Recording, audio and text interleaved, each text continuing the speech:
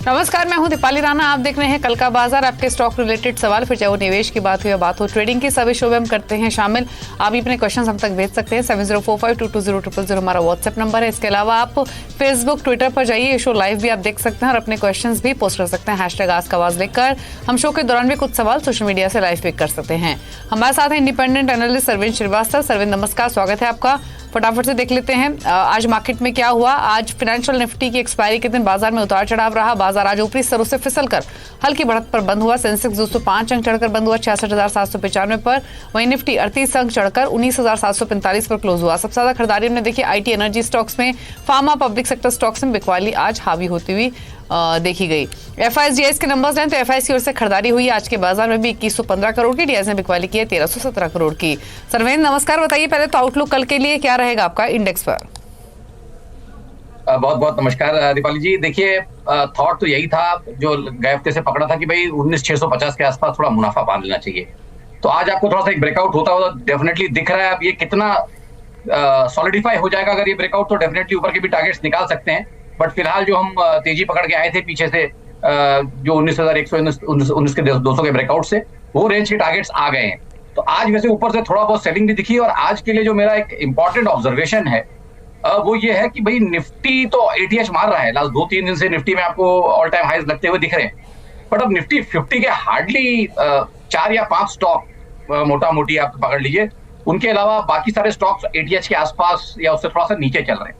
तो ये थोड़ा सा विरोधाभास है कि अगर बाजार नया हाई मारना चाहता है और 50 में से खाली 40-45 स्टॉक्स पार्टिसिपेट नहीं कर रहे हैं, तो ये थोड़ा सा मेरे लिए एक रीडिंग ऐसी है कि थोड़ी चैलेंजिंग रीडिंग है। ऐसी रीडिंग्स यूजुअली थोड़े ओवरबॉट मार्केट में आती है। तो यहाँ से सतर्क रहना है। पहली बार मुनाफा बांध लिया है थोड़ा, तो लॉन्ग साइड से मुनाफा बांध के थोड़ा, अगर बांध लिया है तो बांध के थोड़ा वेट करें, 1-2 दिन देखें इसको बाजार को। अगर ये ब्रेकआउट सॉलिडिफाई हो जाता है तो यस, डेफिनेटली ऊपर के टारगेट्स आएंगे और हम डेफिनेटली वो टारगेट्स के लिए ट्रेड करना चाहेंगे। बट किन्हीं कारणों जैसे मैंने बोला काफी वो बॉट है, एक छोटी सी गिरावट आएगी तो उस समय देखना पड़ेगा कि समीकरण कैसे बन रहे हैं। तो फिलहाल वेट एंड वॉच की स्थिति है। 1 से 2 दिन के लिए मुनाफा बांध के थोड़ा बैठे, ऐसा मेरा मानना। ओके, चलिए, तो थोड़ा सा कॉशियस रहने की जरूरत है। इन लेवल्स पर डिप्स मिले तो खरीदारी के मौके होंगे। पहले कॉलर सोनी है हमारे साथ। सोनी नमस्कार, बताइए सवाल।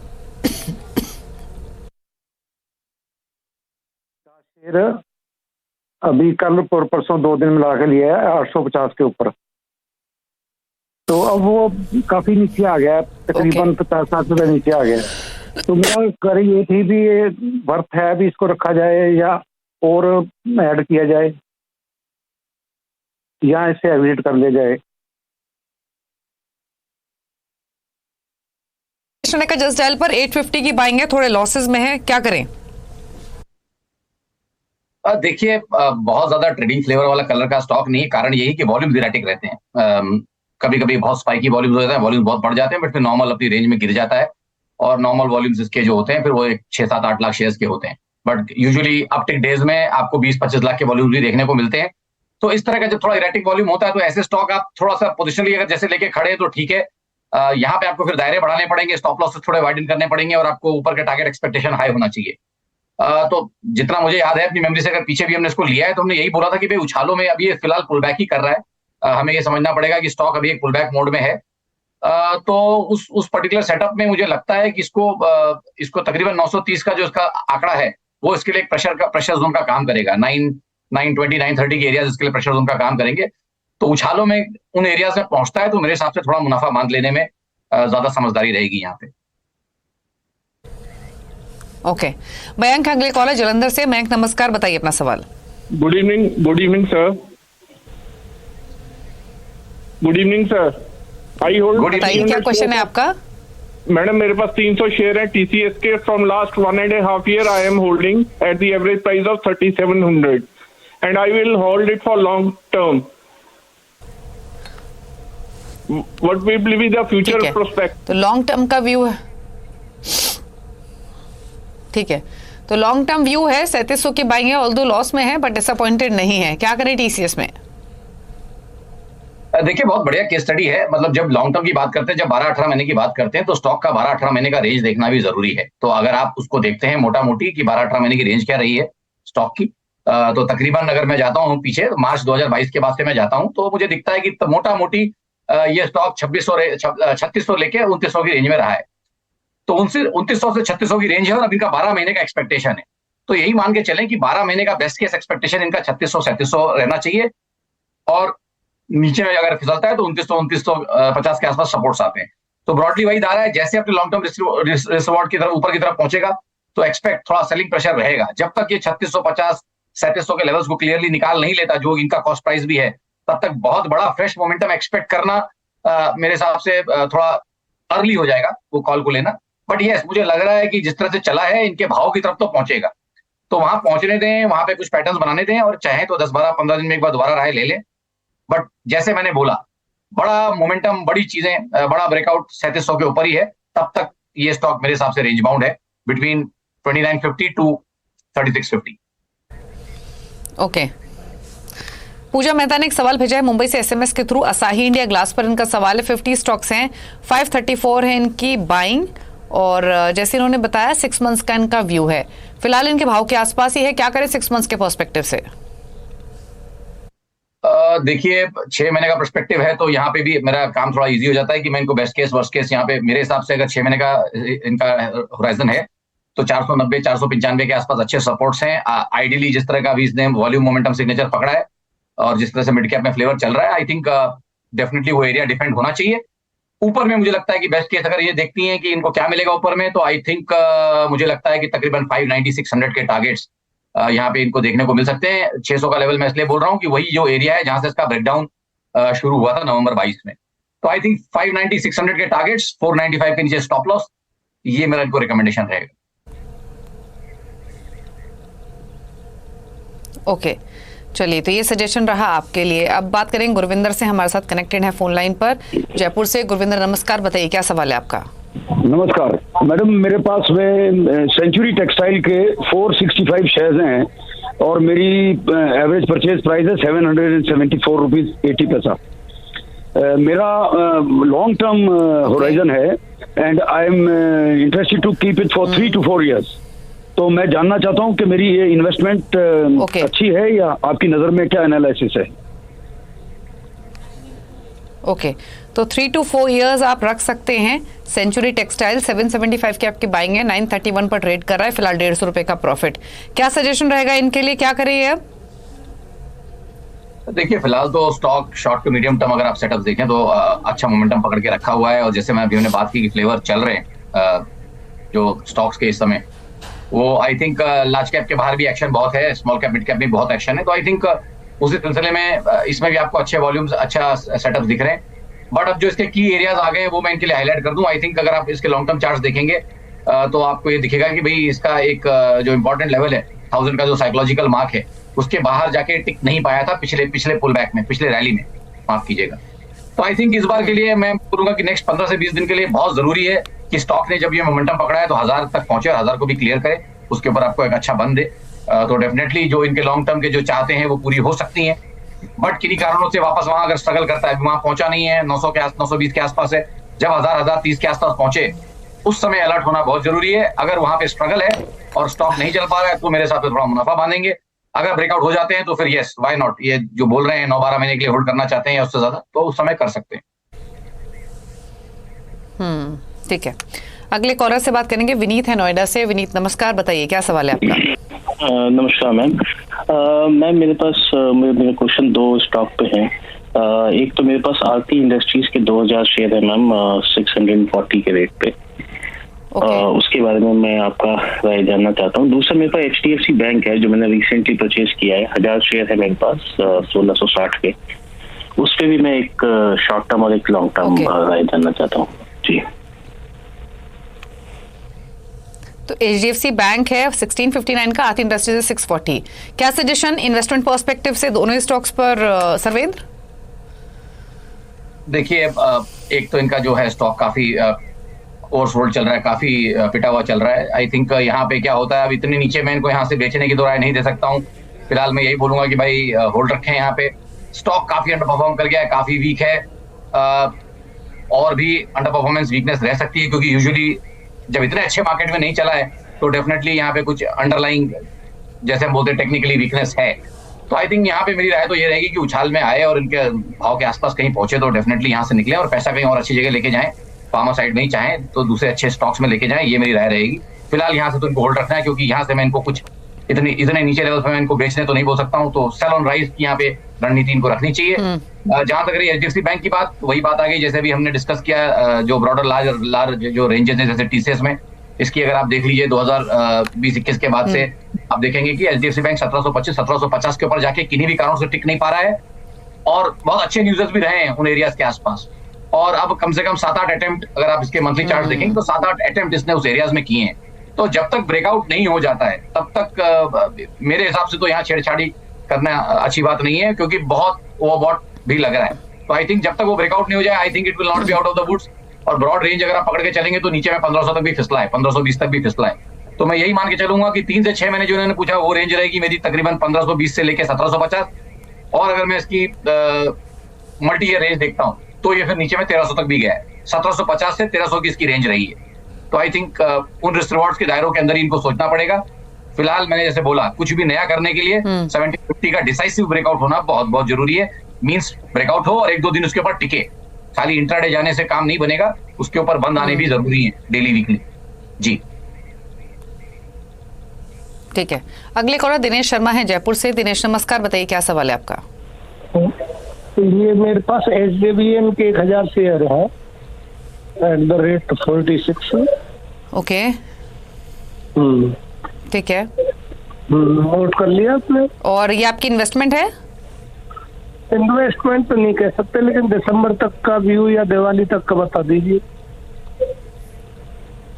ओके, तो क्या सजेशन, तो अगले 4-5 महीने होल्ड कर सकते हैं ये स्टॉक को, क्या करें? SJVN में 4680 की बाइंग है। देखिए यहाँ पे स्टॉक में फ्री फ्लोट तो बहुत कम है, मतलब ऑलमोस्ट 86-87% तो प्रमोटर के पास ही है। तो बची खुची जो क्वांटिटी है उसमें ही सबको पार्टिसिपेट करना है। आई थिंक फिलहाल अगर आप वॉल्यूम सिग्नेचर्स देखें तो लास्ट हफ्ते 15 दिन में अच्छे वॉल्यूम्स हुए हैं, डिलीवरीज भी गई हैं, तो जो हमेशा एक अच्छा संकेत होता है। और अपना इसने 2000 पिछले साल का हाई भी निकाल लिया है, 2022 का हाई भी निकाल चुका है, जो इसका तकरीबन 42 के आसपास था, 42-25 के आसपास। तो आई थिंक मेरे हिसाब से ट्रेड में बने रहें, ट्रेडिंग स्टॉप लॉस का इस्तेमाल करें, और मेरे हिसाब से जो लेवल्स आएंगे ट्रेडिंग स्टॉप लॉस के वो तकरीबन 39-40 के आसपास आएंगे, तो मेरे ख्याल से उनका इस्तेमाल करें। मल्टी ईयर ब्रेकआउट है तो उसको टाइम दें पकने के लिए, और मेरे हिसाब से अगर अच्छे से ये ब्रेकआउट सस्टेन हो गए तो ऊपर में मेरे को लगता है 60 से 62 तक के भी लेवल्स ऊपर में इनको आते हुए दिखने चाहिए। 6 से 9 महीने लगेंगे, बट आई थिंक 60-62 के टारगेट्स भी यहाँ पे आने वाले हैं, और इसलिए मैं इनको होल्ड की राय दूंगा। ओके, अगले कॉलर से बात करेंगे। विकास अरोड़ा हैं राजस्थान से। विकास जी नमस्कार, बताइए क्या सवाल है आपका। मैडम मैंने ना बजाज फिनसर्व के 100 शेयर ले रखे हैं 1462 के बाद से। ओके, हाँ, तो उसको मैं 10 साल के लिए रखना चाहता हूँ, क्या करना चाहिए इसके लिए? ठीक है, लॉन्ग टर्म रखना चाहते हैं बजाज फिनसर्व, 1462 की बाइंग है, 1616 पर कर रहा है ट्रेड, 150 रुपए का फायदा फिलहाल, क्या करें इस पोजीशन में सर्वेंद्र? है देखिए 10 साल का व्यू बनाना बहुत मुश्किल काम है, और 10 साल में बहुत सारे वेरिएबल्स आते हैं, और ये थॉट इनका बहुत नोबल है कि लॉन्ग टर्म रखना चाहते हैं, बट ये भी मान के चलें कि सेंसेक्स के इतिहास में, 40 साल के इतिहास में 3-4 साल में एक बार 30 से 35% का इंडेक्स में करेक्शन आ जाता है, तो स्टॉक्स में उतना या उससे ज्यादा भी आ सकता है। तो डेफिनेटली 3-4 साल में रखें, जब भी व्यू लें तो एक 3-4 साल का व्यू लें, 4-5 साल तक का व्यू लें मैक्स, क्योंकि उसके बीच में एक करवट बाजार हमेशा लेता ही है, आज तक हिस्ट्री में रहा है। तो 10 साल तो मैं नहीं बोलूंगा, बट या अगर रखना चाहते हैं और कहते हैं कि मैं 3-4-5 साल तक रखना चाहता हूँ, तो व्हाई नॉट, बट फिर उन दायरों के हिसाब से फिर स्टॉप लॉस टारगेट बड़े वाइड हो जाएंगे, तो वो व्यू अभी इमीडिएटली, जैसे हमने बोला ये लाइव कॉलिंग शो है, तो इनके दायरे के हिसाब से मैं उतना बड़ा व्यू नहीं दे पाऊंगा फिलहाल, बट मैं इनको ये बता सकता हूँ शॉर्ट टू मीडियम टर्म में नेक्स्ट 6 से 9 महीने के लिए कि भाई जब तक स्टॉक 1544, तो आई थिंक जब तक 1540 के ऊपर टिका हुआ है तब तक उम्मीदें हैं कि यहाँ पे और अपसाइड्स इनको ब्रेकआउट्स की कोशिश ये करेगा। बट अगर वो नहीं हो रहा है तो ये आप मान के चलिए कि लास्ट 3 साल हो गए अब, और किन्हीं कारणों से 1950 के ऊपर बहुत ज्यादा जा नहीं पाया है, तो उन एरियाज के आसपास पहुंचता है। तो जैसे मैंने अभी सबको बोला, जब ऑल टाइम हाइज के आसपास आप पहुंच रहे हो 2-2.5-3 साल के बाद, तो डेफिनेटली रिव्यू करें, थोड़ा मुनाफा बांध सके तो वहां मुनाफा बांधे, अगर ब्रेकआउट हो जाता है तो ही पोजीशन को होल्ड करना है, नहीं तो नहीं करना है। तो 1540 के नीचे स्टॉप लॉस रख लें और फिलहाल बने रहें। ओके, होल्ड करने की सलाह है बजाज फिनसर्व। चलिए रुक रहे हैं इसी के साथ एक ब्रेक के लिए। ब्रेक के बाद सोशल मीडिया से करेंगे क्वेश्चंस को पिक। आप देखते रहिए कल का बाजार। अब कुछ क्वेश्चंस ले लेते हैं सोशल मीडिया प्लेटफॉर्म से। गरिमा पांडे एक सवाल भेज रही हैं, मिर्जा इंटरनेशनल पर 2000 स्टॉक्स हैं, 60 का बाइंग प्राइस है, व्यू है शॉर्ट टर्म, बताइए क्या सजेशंस। देखिए T2T का स्टॉक है, अब इसमें ट्रेडिंग भी क्या करेंगी, ये शॉर्ट टर्म जब बोलते हैं तो फिर ट्रेडिंग भी तो करने मिलनी चाहिए ना। अभी T2T वाला स्टॉक है, इसमें लेना बेचना आप कैसे करेंगे मुझे नहीं मालूम, मतलब जितना फ्रीक्वेंटली आप करना चाहेंगे। आई थिंक बहुत स्ट्रॉन्ग यहाँ व्यू नहीं है, बट एक इनको जो ऑब्जर्वेशन दे सकता हूँ कि भाई देखिए अपने लंबी अवधि के दायरों के आसपास है। लास्ट टाइम भी उधर से सपोर्ट लेके एक स्पाइक आया था। आई थिंक मोटा मोटी जो लॉन्ग टर्म एवरेजेस के हैं वो तकरीबन 44-45 के आसपास हैं। तो जब तक उसके ऊपर टिका हुआ है, उसके नीचे बंद नहीं दे रहा है, आई थिंक फिर तब तक मामला ठीक ठाक है, क्योंकि आप लीस्ट रिस्क एरिया में है, लॉन्ग टर्म ट्रेंड के लीस्ट रिस्क एरिया के आप आसपास पहुंच रहे हैं, तो आप यहाँ पे बने रहिए। बट उछालों में मेरे हिसाब से यहाँ पे निकलने की राय है। मतलब मेरे हिसाब से तो इससे फार बेटर क्वालिटी ये ट्रेड कर सकती हैं। सो मेरी राय उस एंगल से रहेगी कि उछालों में निकले, पैसा कहीं और अच्छी जगह। सनी का सवाल है, ठीक है, उछाल पे निकलने की सलाह है। सनी का सवाल है, इरकॉन पर 81 की बाइंग है, 2 मंथ्स का व्यू है, बताइए क्या टारगेट स्टॉप लॉस से एक्सपेक्ट करें। इरकॉन जी, देखिए यहाँ पे मेरा थॉट यही है कि एक बढ़िया कंसोलिडेशन हुआ और लास्ट 2-3 दिन से अच्छे वॉल्यूम्स के साथ चलना शुरू कर रहा है। आज काफी अच्छे वॉल्यूम्स हुए। मैं भाव कॉपी नहीं देख पाया हूँ, देखूंगा डिलीवरीज कितनी गई है, बट ऐसा लग रहा है लास्ट 2 दिन से तो डिलीवरीज जा रही हैं। तो डिलीवरी बेस्ड बाइंग जब भी होती है तो वो हमेशा एक अच्छा संकेत होता है एक लॉन्ग टर्म ट्रेंड के लिए।